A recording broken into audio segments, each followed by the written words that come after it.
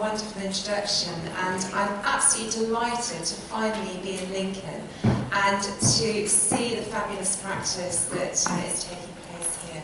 But more importantly, I'm absolutely delighted on behalf of Jisc to welcome you all to Lincoln and to our fourth Change Agents event. For us, it's been a fantastic journey. Starting out in 2013, when we had our first meet-up of those that were starting to think about student-staff partnerships. And that was held at the University of Greenwich with Simon Walker and Mark Carrigan. And I think Simon was saying they had about 15 people who sat around the room for that first one. We then moved on to Winchester, University of Winchester, and delighted that we've got Stuart and Tom in the room from Winchester, who hosted our second event. We had about 80 staff attending that amazing 2 days in Winchester. Last year we were in Birmingham, we had about 120 staff and students join us, and this year we have over 190 delegates joining us today, representing further education and higher education, and have a very large percentage of students with us as well. So delighted to see how important student-staff partnership working is becoming as a driver for change. And when we look at our aims for today, one of the most important things for us, as you heard from Sue, is to be able to share our experiences. There is so much fantastic practice that's happening within your institutions, and this is an opportunity for us to be able to hear more about what you're doing, to steal ideas and to build on what works, but also importantly to share what the challenges are and how we can collectively overcome them. So for us, it's a really exciting day to be able to focus on student engagement, focusing on how we are collaborating together jointly to overcome some of the barriers that we might be facing, to look at how overall student engagement and student partnership working is really enhancing our experience for all our students. And importantly for us as Jisc, looking at the role of technology and the digital and how that plays a role in the work that you are doing. I always think it's important for us to perhaps share our understanding of what we mean by student partnerships. I'm really delighted today that we have got Abby Flint with us from the Higher Education Academy, who's running one of our workshop sessions this afternoon. So I really do feel that the definition that Abby and her colleagues from the Higher Education put together for partnership is one that I think we should all sort of be working towards. I think it has in there the aspirations of what we would hope effective partnership working means to us. And I think importantly that it is not a process, it's a way of doing things. And it should be embedded within all the work that we do. So a really important report there as well, and some great resources that Abby will be showcasing later. So a little bit about the role of students as change agents, and just looking through some of the showcase session clips that we've had with the excellent videos that you've been submitting, we recognise that students are working in a variety of different roles at the moment when we're talking about partnerships. We had a survey that UCISA did in 2014. They're just about to update that survey this year. And just in 2014, there were 30% of respondents are working with students as change agents, with a further 46 respondents working towards this. I think when we do the survey this year, I think there'll be a substantially higher number in that return that we get. So students as change agents, students as partners, students as digital ambassadors, as co-researchers, co-creators, co-producers, are really playing such an important role in enhancing the learning experience for all. And what we have today are some wonderful examples of practice that we're going to be hearing in our showcase sessions. We've tried to gather some of the advice and guidance and the case studies that are happening in the sector and pull that together in a guide that is available from our Jisc website. Now, the Change Agent Network, when I mentioned earlier, that started back in 2013, has now grown to over 400 members that we have on our mailing list. We have a national group there of staff and students who are working together collaboratively on student and staff partnerships. And through the work that we've been doing, we've been able to support face-to-face networking events as today. We have been able to have a series of webinars, and we've got some fantastic recordings from speakers discussing their practice and sharing their work that you can listen to. We have also got some excellent institutional case studies, one of which obviously is Lincoln, but there are others there on our website, the URL there that you can go and look at, and have a history and story of how that institution has taken forward and embedded student-staff partnerships. Very importantly, we have also been working on a journal, the Journal of Education, Innovation, Partnership and Change, and that we have produced 3 editions with some fantastic papers showcasing the work that's taking place nationally and internationally. And I'm delighted to say that as a result of this event, we have an opportunity through the University of Greenwich and the University of Lincoln of compiling a special edition around this event. So more information I'll remind you of later in our closing session, but do keep that in mind. All the sessions that you are presenting and sharing your work on, that is an opportunity to present that work and get published in our academic journal as well. We've also been very fortunate to work with CEDA to develop a course for student-staff partnerships to offer some accreditation for both staff and students while working in that role. And if anyone is interested in that, do speak to myself and Zoe Rogers, who is here today. You would have also picked up when you registered a leaflet that we've developed, a benchmarking tool that was developed in partnership with NUS and TSEP, the Student Engagement Partnership. And Ellie Russell will be here later today and presenting a workshop for all the fabulous resources that TSEP have been producing to support student engagement. We're very pleased with this tool because it's an opportunity for us to benchmark where we are as an institution in relation to our digital experience. And if you open it up, you'll see that as we move across to outstanding in the final column there, that column, the principles within there all relate to working in partnership with staff. So this has been a very valuable way of sort of embedding student-staff partnership working throughout institutions. Today's about engagement, and you've already heard about the luggage label, which is going to be fascinating to gather those views, but we also want to be able to give you some opportunities of sharing your views and reflections electronically. So we have got the Twitter hashtag, Jisc CAN, and you will see the Twitter streams up around the refreshment area. So if you are on Twitter, do tweet. It's very important as well for us to be able to share what's happening with those that can't make it today. We also have a Padlet. Those of you that would like to engage with our Padlet, that's the URL there. If anyone wants to take a photograph of the slide, we will be retweeting those links as well with those URLs on. But that's another opportunity of just adding ideas, adding reflections and comments that we can then follow up and share more widely. And we're also delighted to have some contributions here from Deb Miller, who has done a lot of work on students as partners in further education.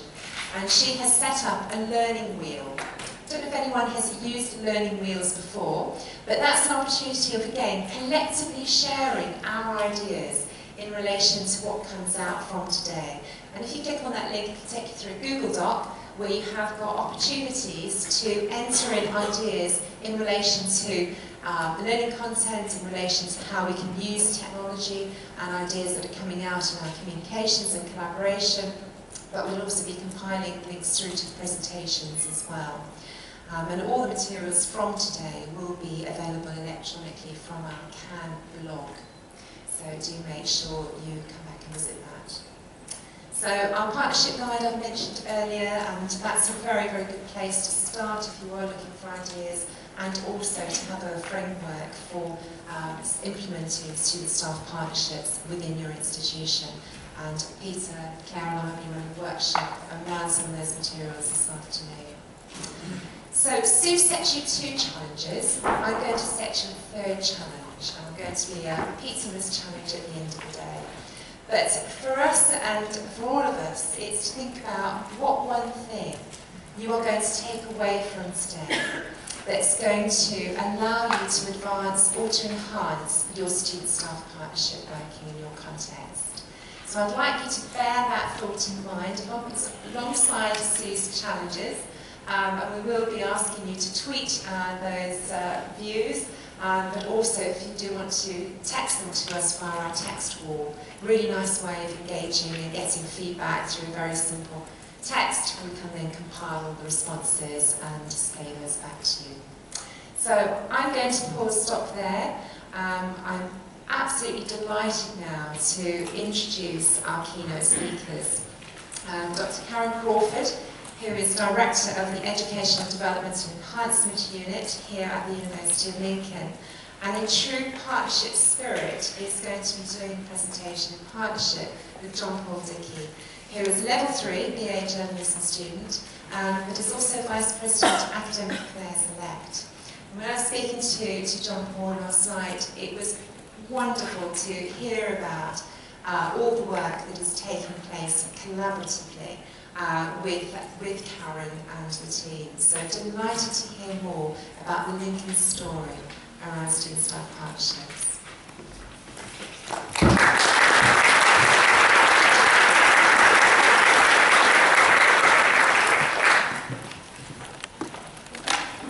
Okay, we're all done. So, thank you for that, Sarah.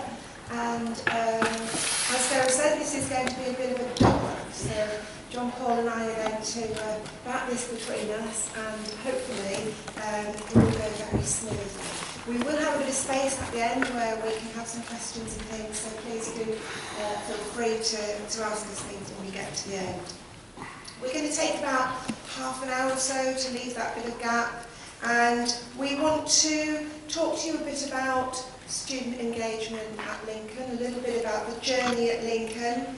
And the reason that John Paul and I are doing this together is that we want to frame this a bit about the partnership that we've developed and the work that we've done together, particularly through the Student Staff Insight Scheme at Lincoln, which is a scheme where members of Executive Board, of which I am one, are paired up with a student and have the opportunity for the student to come and look at some of the work that that member of staff does, that senior member of staff does, but also that the member of staff goes into teaching and various sessions with the student. So we're going to talk a bit more about that later, but really what I want to say is that we're framing this around our experiences because that's very important to us and feels then very real. Before we launch into all of that, I want to just ask you to indulge me a little bit while I thank the members of the Educational Development Enhancement Unit for all their work in working with Jisc, working with Jisc in partnership to bring this event here today. You all know that this isn't an easy thing to put on an event like this. It takes a lot of work, and a number of my colleagues in the unit have done this work and really very quietly just got on with it and made it happen. I want to make particular thanks to Rhys Horsley. Some of you will have had contact with Rhys. Rhys has beavered away very efficiently, very professionally, and every time I panic and I say, what are we going to do about it? It's fine, I've got it sorted. And isn't that just perfect? Particular thanks to Rhys. Okay, so I guess it's right also to acknowledge, looking at all of the sessions today, all of the showcases that are coming, that we're not saying, when we stand here and talk about the practice at Lincoln, we're not saying we've got it all right. We're not saying it's perfect and it's finished. What we're saying to you is, we have some ideas, we've done a lot of work, we think we've done some excellent groundwork that we want to share with you, but actually we can see from the showcases that you've got a lot of learning that we can look at as well.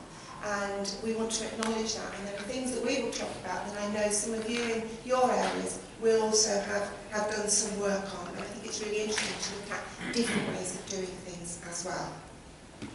Okay, so I'm going to move on and just talk a little bit about the sort of background and context, a little bit about the journey at Lincoln. So it's right that we think about how we started and where we started and how we get to where we are. We have a student engagement strategy which ran from 2012 up to 2016, so we're coming to the end of that now and moving into a period of a new strategic plan, an overall university new strategic plan.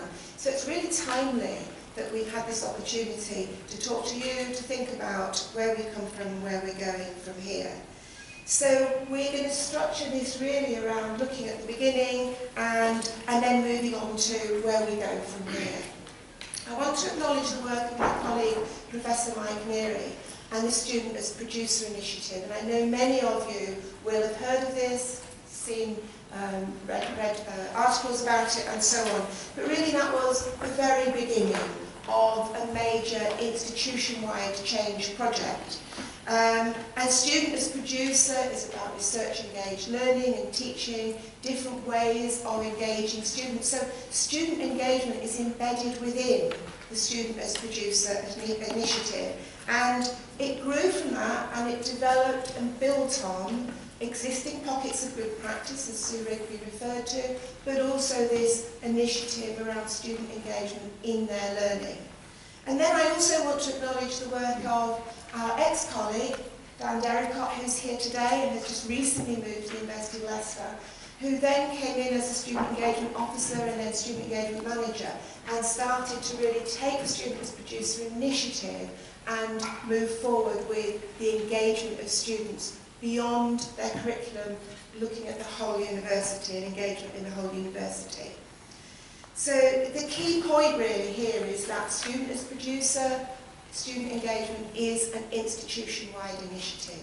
It is something that's happening everywhere, not just in academic areas, but in professional service areas and across with our partners in the student union. And that's the sort of thing we're going to talk a lot more about. So we want to share with you some examples, and these are examples of some of the student-facing work and some of the staff-facing work. Because from our unit, we're doing both of these things and supported in the student-facing work with the student union. So really, at the heart of all of this, of everything we're talking about today, it's about people, people's experiences, students' experiences of higher education and how we can improve that experience, make it more meaningful, more worthwhile, and make staff's experiences of their work much more enjoyable and rich. So that's what we really want to focus on. So two of the examples that we've used on here is some of our student engagement champions. We've got a few in the audience, we've got Jasper, Sue, and we've got Dan Bishop as well, who really support both staff and students in bringing student engagement together in their areas. And this isn't just in academic schools, it's also in professional service departments, so anywhere from ICT, estates, secretariat, all of them have got student engagement champions, really help them drive and support staff and students and engage with students in any part of what they do. Another part on there is our new personal tutoring system, which has just been launched this academic year and rolled out in our first year cohort, which is in September, where each student is paired up with a tutor in their school and programme, and really is there for their guidance and development throughout their time at Lincoln. The previous system wasn't such like that, but this system now is coherent and allows students to have that real face-to-face contact quite regularly as well. The university's timetabled it into all new students' timetables, and the system will continue to expand over the next year.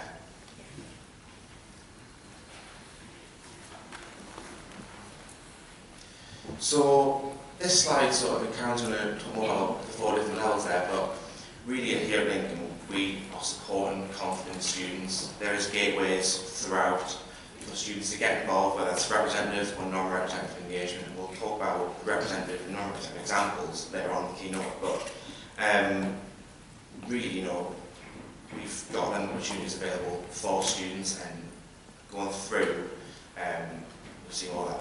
From my personal experience, I've been more involved on the representative side. When I first joined non-representative later on, is through the active representation system we have here at Lincoln, so from course rep, school rep, college officer, and obviously next year, I'm Vice President of Academic Affairs in our Students' Union. But also this past year, being paired with Karen on one of our non-representative schemes, which is the Staff Student Insight Scheme. And we're going to talk later on in the keynote about some of our experiences through that and how we've gained knowledge and new skills through it as well. So just to say a little bit about the kind of model up there really, the way that we frame our student engagement work is to see it happening at a lot of different levels. So student engagement within the curriculum, so within the classroom, within teaching and learning, research engaged teaching and learning. actually what's happening at that ground level and how students are working in partnership to develop knowledge, to increase their knowledge, to develop research, and so on. And that's happening across the curriculum areas at Lincoln. There's also, and this came out of some research that we did funded by the Higher Education Academy and Pedagogies of Practice piece of work that we did, we began to realise that there's actually a lot of partnership work happening just beyond the curriculum. Usually subject and discipline related, but it's happening just outside the curriculum. Examples would be things like student-led conferences, poster presentations, things that can't quite fit in the curriculum, but are supporting the development of learning within the discipline. And we were quite surprised about how much partnership work was happening at that sort of level. Then there's all the partnership work that happens within the university, beyond the curriculum, clearly beyond the curriculum. The sort of things like the Staff Insight Scheme and the other examples that we'll look at. Things that are developing the student experience, the university enhancing our work, that are developing the university experience for everybody as we go forward. And then there's the student-staff partnerships that happen beyond the university, where students are going out into work placements, work-based opportunities, work shadowing, that are doing pieces of work for external people with the support and with partnerships with staff here, but also building partnerships beyond the university. So that's something that we're now, as part of our strategic plan, very much putting some focus on, so that students are being prepared as well for partnerships beyond the university and how to take those partnership skills forward with them when they leave us. So on this slide is really just a list of a number of the opportunities that we have at Lincoln for students to engage. It's not an exhaustive list, it's just a list that we've pulled out. And we don't intend to talk in depth about all of them. What I would say to you, if you really want to know more about any particular one of these example schemes, do find someone with a pink lanyard, and if they don't know, they'll know who will know. They'll know a person who they can point you to. But we'll talk a little bit about some of them. Really, the way that this slide has been put together is to show you a bit of a journey. We started really looking at how we can give people, students and staff, more insight into the experience of the other partner through, for example, the Staff Student Insight Scheme, through things like student recruiters and reviewers. So those sort of schemes were really within the university, beyond the curriculum, beginning to develop a culture and an understanding of each other's constraints and practices and experiences. But then we're moving much more now. We still have all of those schemes and they're very important to us, but we're moving now to really think about what are the sort of schemes and opportunities for students to partner with staff that will have impact, wider impact and more impact on individuals. And that's where, moving on down the list really, some of these are having more impact.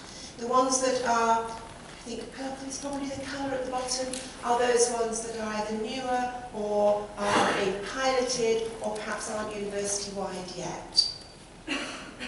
So the key sort of message here is that this is a journey. It was very much the start, an insight for students to come and see what the university was doing and things like that. But as it's progressed through, it's come from insight to impact.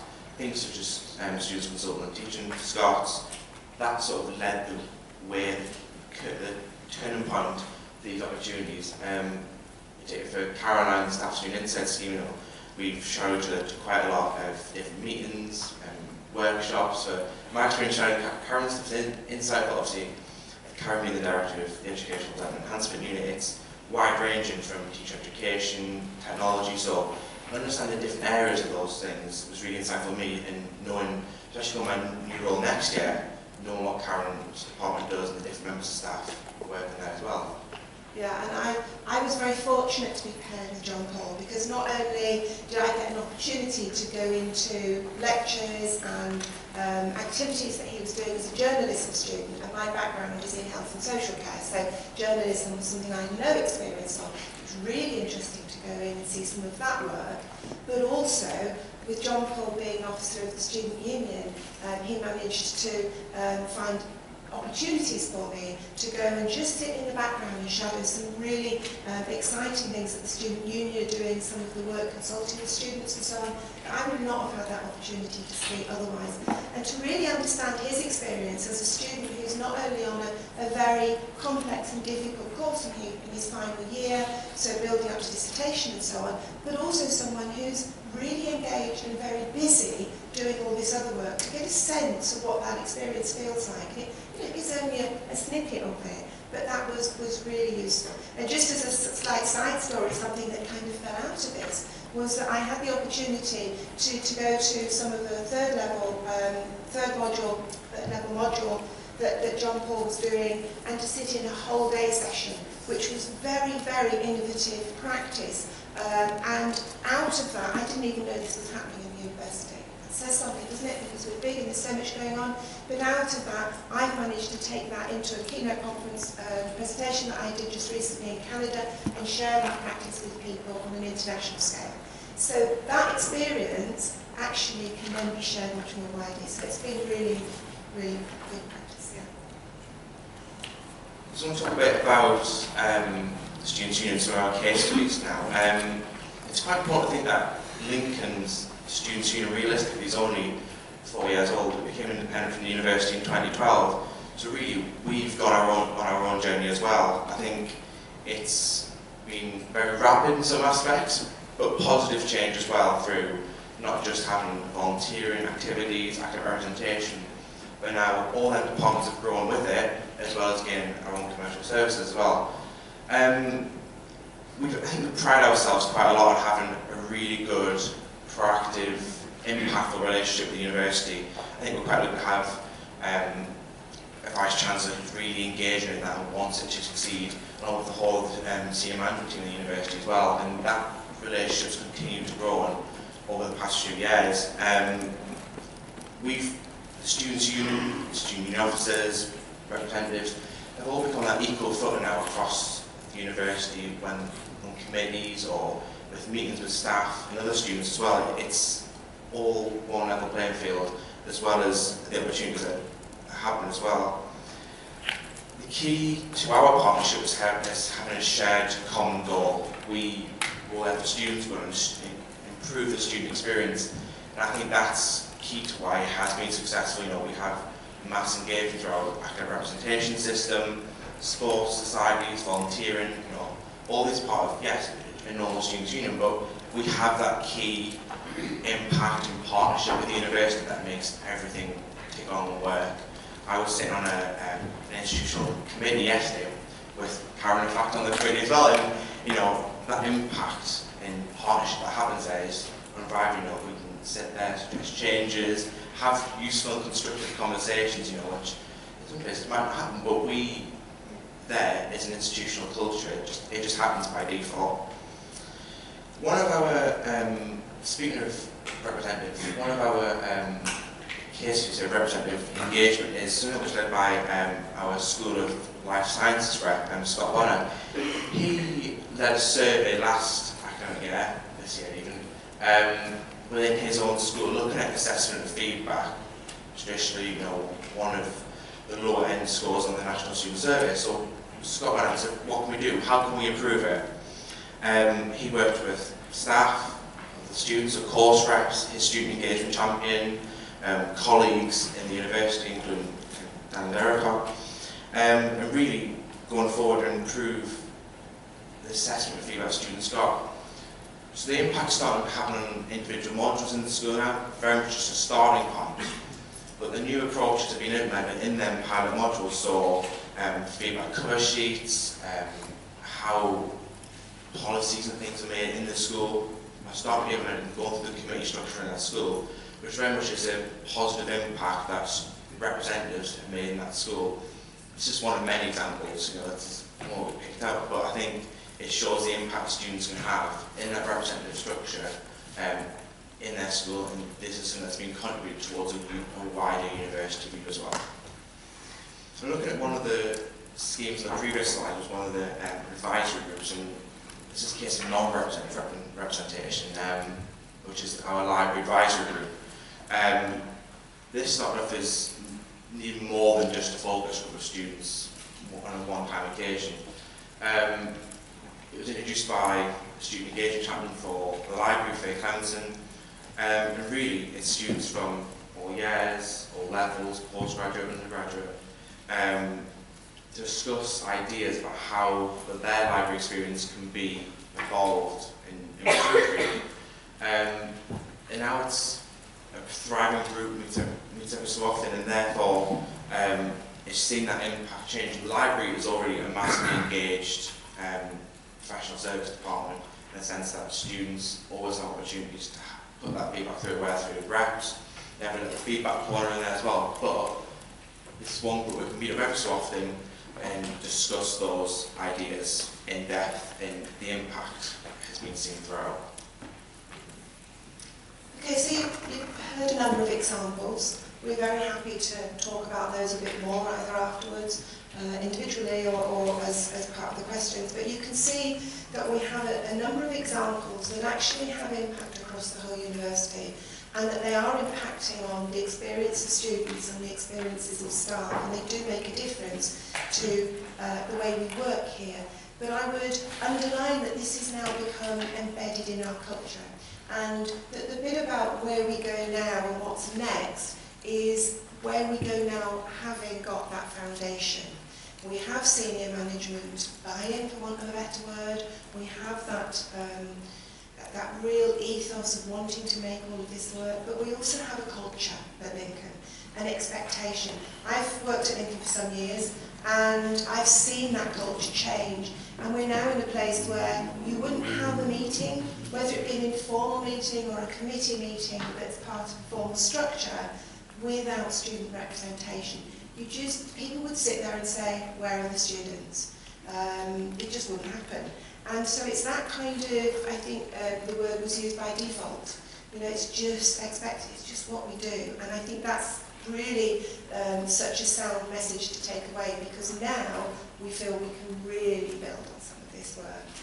I think we talk about partnership throughout this as a partnership between staff and students union, and university, but this happens at all levels. It's not just staff and student level, or just the institutional, organisational level. You know, this is something which is the norm here at Lincoln. We continue to grow that, and where is next, and we're looking at stuff now. Obviously, we have our 2 new strategic plans, so the university's next 5-year plan, as well as the students' union's 5-year plan, which will start looking at implementing some of these new different ideas as well.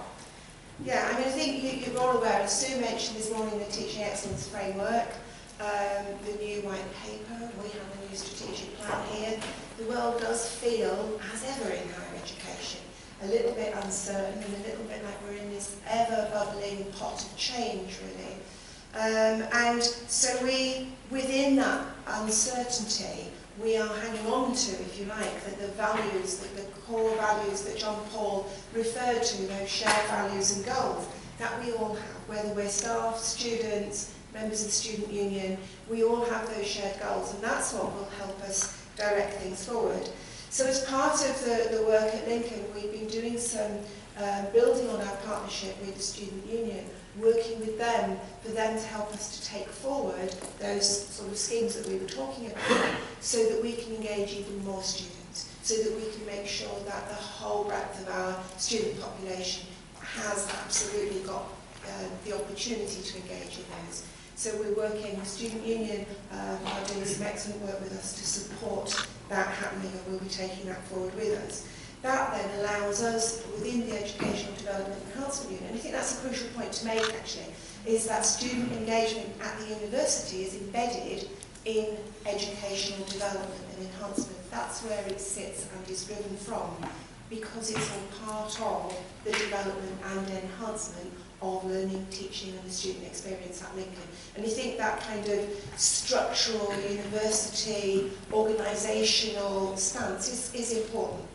So within the unit now, we're looking at the TEF obviously very closely, the white paper, and we can then, because of the work that we're doing with the student union, we can then use the resources within the team to start to look at how we are getting students engaged in curriculum development. For example, we're looking at curriculum steering groups and how students and alumni can be meaningfully engaged in the development, monitoring, reviewing and enhancement of their curriculum at that level, right down to the delivery and the content of the teaching, learning and assessment.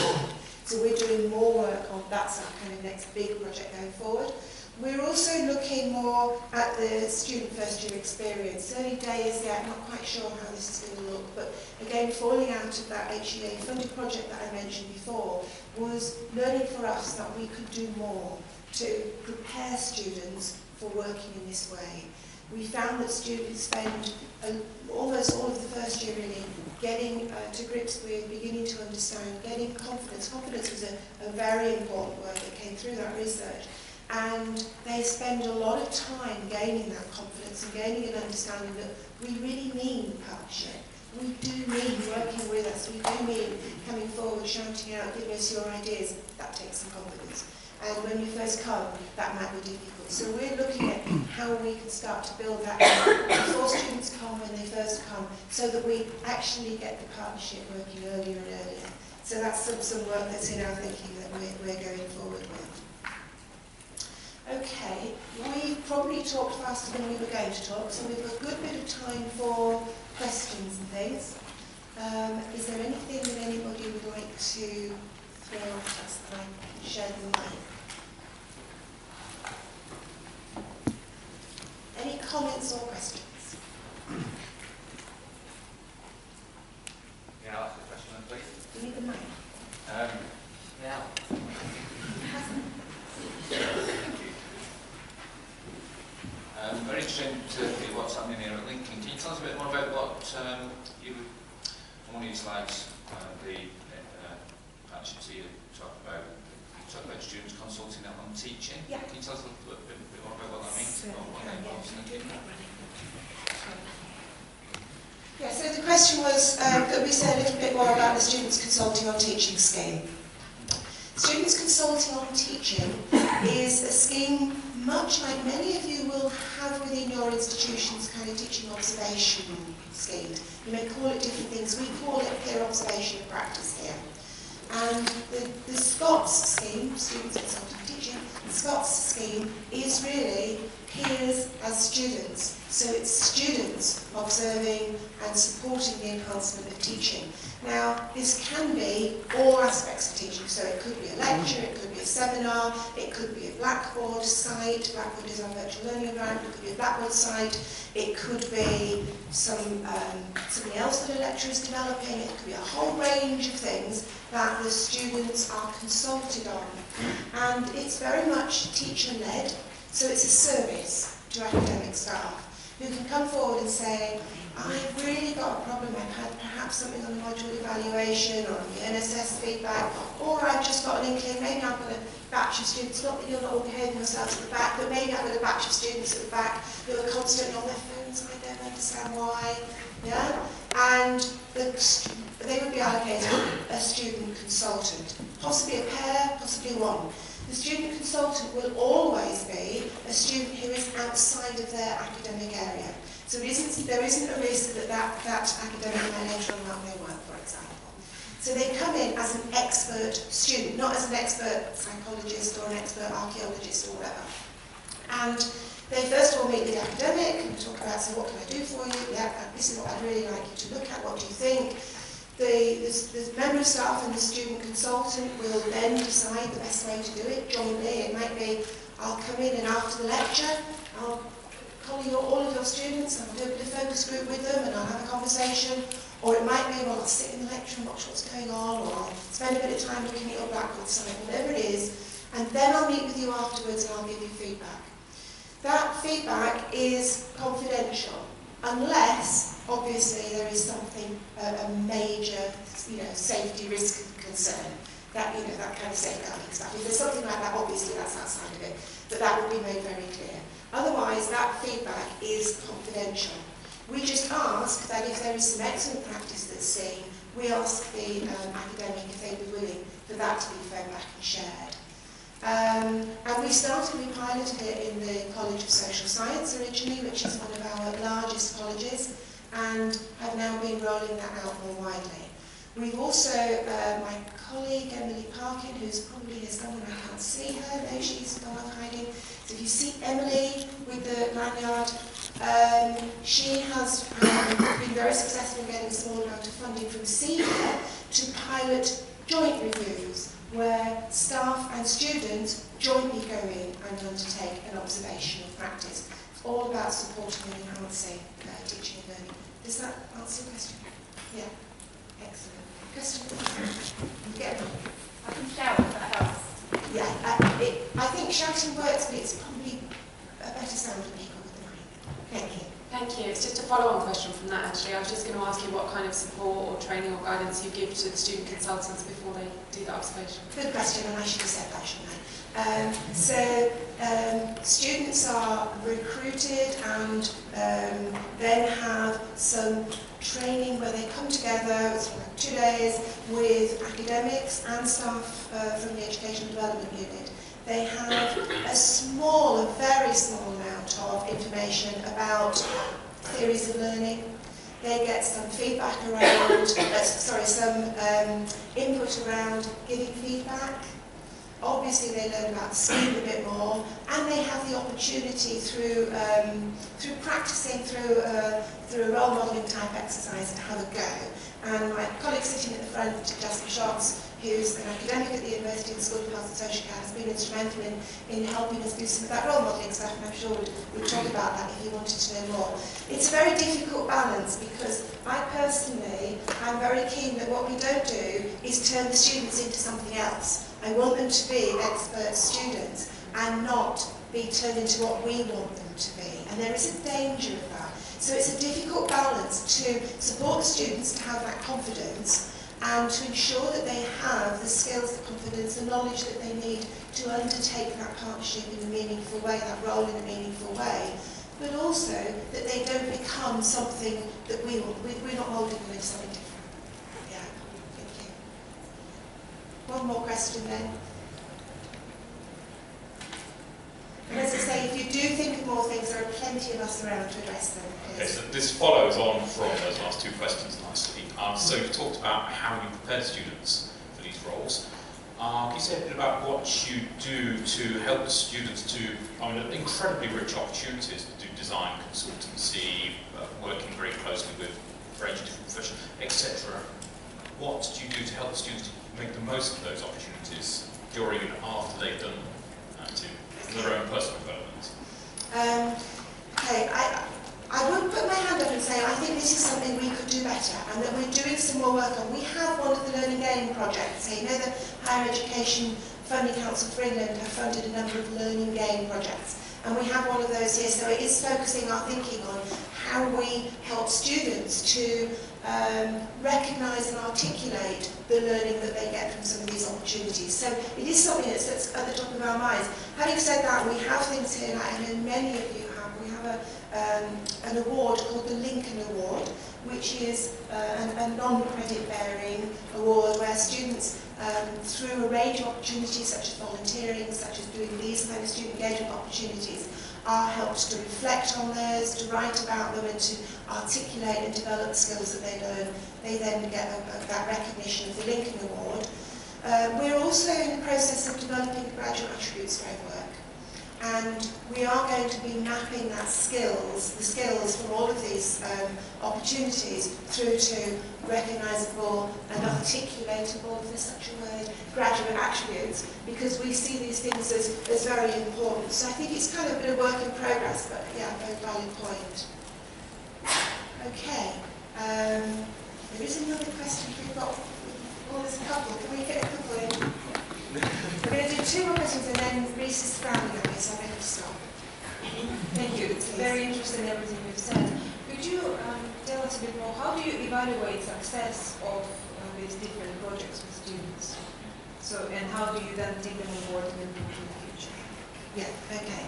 So we've been doing, we evaluate in a number of ways. So we evaluate each year, each of the projects, each of the schemes with the students and the staff.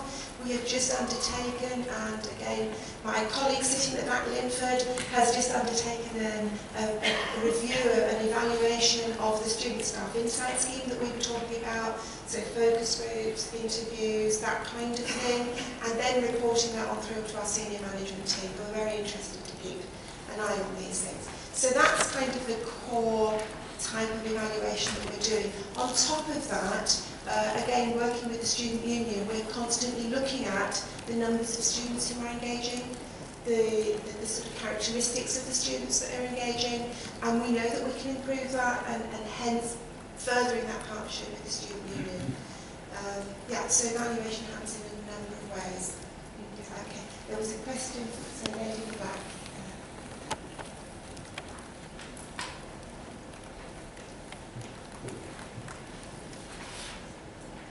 Do you find that these projects work consistently throughout the different schools that you trial them in, or do you find that, say, one project works really well in one school, however doesn't work very well at all in another school that you do it in? Difficult question, actually. It varies, and it varies year on year. So it's not really possible to say this scheme works better in that school or that disciplinary area, because next year it might be different. So it really varies. It varies as well on personalities, on staff, which are the bits that interest them most, that they engage most in. So, there isn't one. I don't know if you have any thoughts. I think it obviously, some students want to engage, they come here straight away, one of those examples, but then in some sense, some students don't always want to engage, and we try, and I think with our academic representation system, we get courses assigned every year, we get a different partner assigned every year, but it's how, what they want to get from it. Some people want to get personal skills from it, and development, CV, etc. But then, it's sometimes the general want to help out on their course, or want to help the university, or see more about the university. So I think some of the schemes, like Scott's, was the original pilot, that was in one particular college where there's a lot of programs, a lot of schools. At the time, included our business school, which is its own college now. So I think it's about getting the right cohort really to get engaged with it really. And some work, some don't, but I think that's any scheme really. Yeah, I think too, it's a difficult question to answer because things are so embedded here. So we could look at the schemes and the engagement in those schemes, and we could pull out the data over a number of years around the different disciplines. We haven't done that, but we could. We've got that information as to which students have engaged from which areas.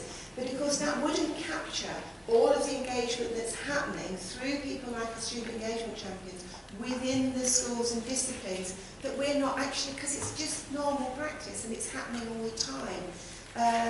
So it's a very difficult question to answer. A good one, thank you. Okay, we're going to finish off there, and I've been charged with, this is where it could all go wrong, Reese trusted me to give you some guidance on where to go next, really. And basically, this is the exciting bit now you've listened to us for a while, because there are 25 showcase sessions. And there are so many, it's just so brilliant, and so many bits of practice to look at and think about. So the way this works is that the showcases are spread across the rooms on this floor, 1103 to 1106, and in some of the open learning spaces in between. In each of the rooms there are, I think, 5 different showcases going on. If you look at your lanyard, if the system